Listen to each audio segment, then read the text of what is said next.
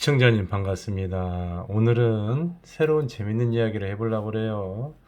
전쟁에 관한 이야기일 수도 있습니다. 우리나라가 세계를 지배한다는 이야기는 많은 사람들이 얘기를 하고 있어요. 그럼 우리나라는 어떤 나라였느냐? 세계를 지배했던 나라예요. 그래서 고구려 백제 신라 전 세계가 다 고구려 백제 신라라고들 야사를 공부한 역사를 공부했던 분들은 다 그렇게 말씀을 하는데, 조선시대 때 우리가 987번이다 900번 이상의 침입을 받은 민족입니다. 그렇다면 우리가 상상을 해볼 때 조선시대나 고구려 백제 신라시대 때를 본다면 외침을 받는다는 얘기는 뭐 먹을 게 있어야 외침을 받는 거예요. 누가 먹을 것도 없는데 뭐 우리가 가난한 집에 가서 도둑질을 하면, 도둑질을 갔다가 애가 굶고 있는 거 보면 도와주고 와야지. 애가 굶는 거 보고 도둑놈이 걔를 뭐 두드려 패고 훔쳐올 뭐 물건도 없는데 3일째 굶고 있는데 할 수는 없습니다. 그래서 900번 이상의 침입을 받았다는 얘기는 뭐냐?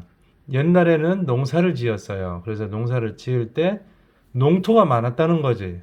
그래서 농토가 많지 않으면 절대 먹을 것이 없기 때문에 오락에도 안 옵니다. 그래서 산속에 사는 사람들을 산적이라고 그래요. 산적들은 먹을 게 없으니까 산에서 내려와 가지고 남들 거 훔쳐 가지고 다시 들어가서 산속에 들어가서 먹고 사는 거죠. 외구도 그렇습니다. 외구라는 건 뭐냐? 이렇게 그 나라를 비하하는 게 아니라, 옛날에는 농사지어서 먹을 게 없는 이런 외가 구석쟁이, 이렇게 외가 구석탱이, 이렇게 먹고 살 게 없는 나라들, 그래서 정말 먹고 살기 힘든 그런 구석탱이에 살던 분들을 외구라고 그랬어요. 외구. 그 서쪽 구석탱이. 그래서 구석에 사는 사람들을 외구, 서구 그렇습니다. 동쪽 구석탱이 살면 동구죠. 근데 우리나라가 어디였는가 이것을 굳이 얘기할 필요가 없어요. 왜 그러냐면, 우리나라가 이 지구에서 어디였는가를 안다는 것은, 우리가 900번 이상 침입을 받은 나라는 우리 민족밖에 없습니다. 지구상에서. 그럼 왜 침입을 받았느냐? 우리나라는 둔전제를 했어요. 둔전제를 하려면 땅이 넓어야 됩니다. 농사지을 땅이 넓어야지. 지금 현재 우리나라 이런 데는 농사질 땅이 없어요. 그래서 경주 이렇게 들어가 보면, 경주 아주 그냥 손톱에 때만 합니다. 농사질 땅도 없어요. 이런데 대구도 그렇고. 그래서 우리가 특히 경주라고 하는 것은, 여기는 뭐 계곡이에요. 계곡. 그러니까 여기서는 국가를 만들 수가 없습니다. 그냥 계곡이에요. 산이 더 뺑뺑 돌아 산이고, 전답은 여기 조금 몇 개 없습니다. 그래서 이런 데는 국가를 만든다는 것이 참 만만치 않아요. 이게 한반도도 우리가 조선이나 우리나라의 어떠한 변방이었을 수 있고, 우리가 중심으로 세울 수도 있어요. 왜? 중요한 건 침입을 받았다는 얘기는 농토가 많아야 되는 거예요. 농토가. 그래서 지금 러시아에서 우크라이나를 쳐들어온 이유는 뭐냐? 농토가 많기 때문이에요. 농토가. 그래서 그곳에 가면 전부 농토예요. 농토. 그래서 우크라이나가 가서 보면은 전부 뭐밖에 없느냐? 농지밖에 없어요. 농지. 가도 끝도 없는 우크라이나가 농지입니다. 그러다 보니까 침입을 받게 된 거예요. 그래서 유럽까지 이렇게 폴란드까지 위협을 받게 되는 거죠. 우리가 보더라도 이렇게 가도 끝도 없는 농지이기 때문에 그런 영향을 받을 수가 있습니다. 러시아하고 전쟁이 일어난 거죠. 그렇다면 우리나라는 도대체 어디였을까 하는 생각을 추측을 해볼 수가 있어요. 추측. 그래서 러시아하고 밀착되어 있는 농지가 가장 넓은 데가 어디냐? 우리가 보면 이렇게 중국을 후베이성, 허난성부터 해가지고 베이징까지, 이렇게 여기가 약 좀 더 밑으로 내려오면 이게 전부 다 평야지대죠. 이게 우리나라보다 한 뭐 남북한 합친 것보다 더 큰 농토가 있습니다. 이렇게. 그래서 이런 농토가 있어야 먹을 게 있어서 누가 쳐들어오지. 우리나라는요.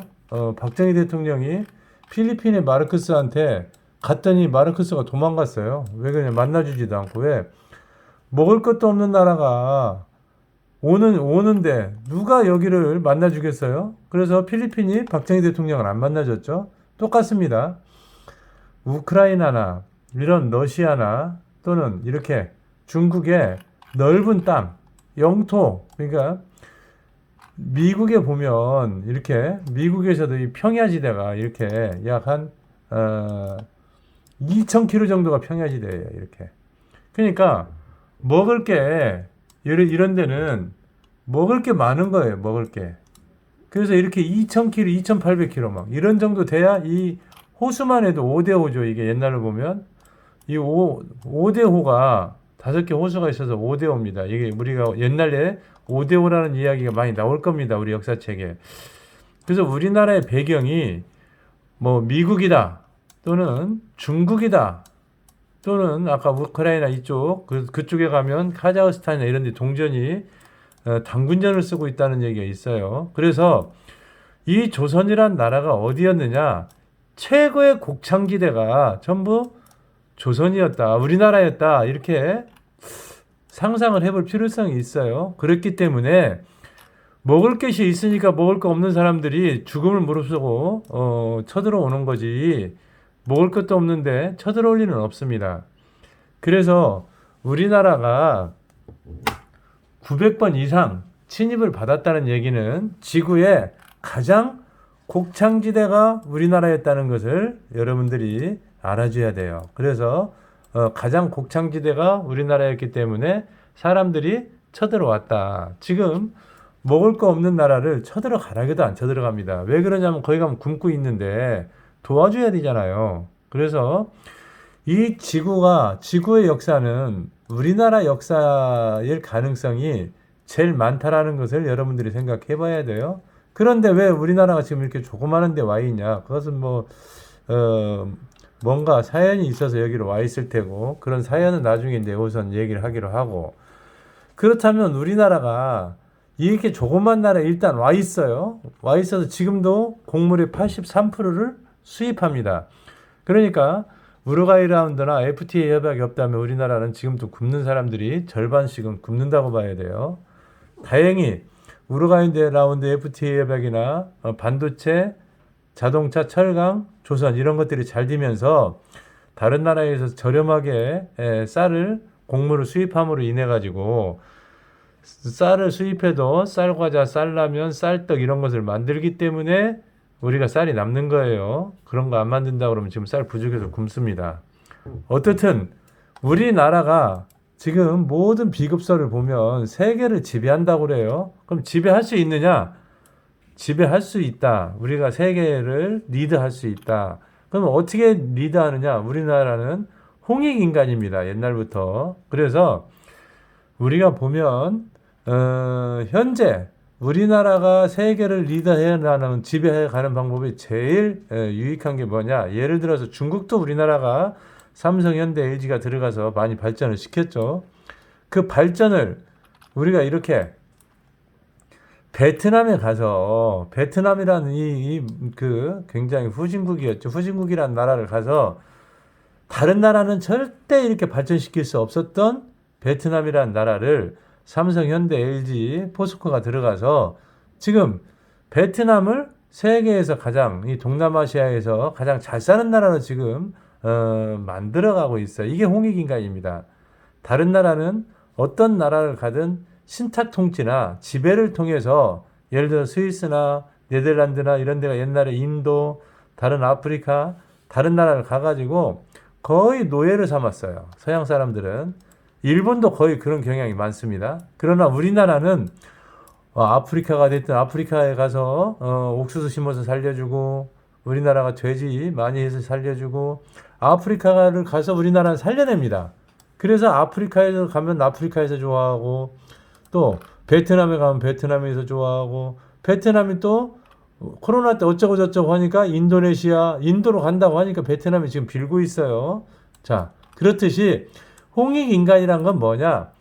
우리나라가 발전을 그 나라를 시켜서 우리가 보면 헝가리처럼 발전을 시킴으로 인해서 그들이 자꾸 오라고 요구하고 사정해서 그 나라를 발전시키면서 같이 동반성장하는 그럼으로써 세계를 지배해가는 게 홍익인간이죠.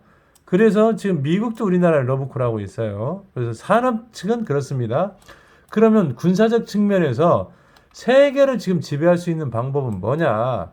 지금 인도하고 중국하고 경계선에서 쇠몽둥이로 싸웠습니다.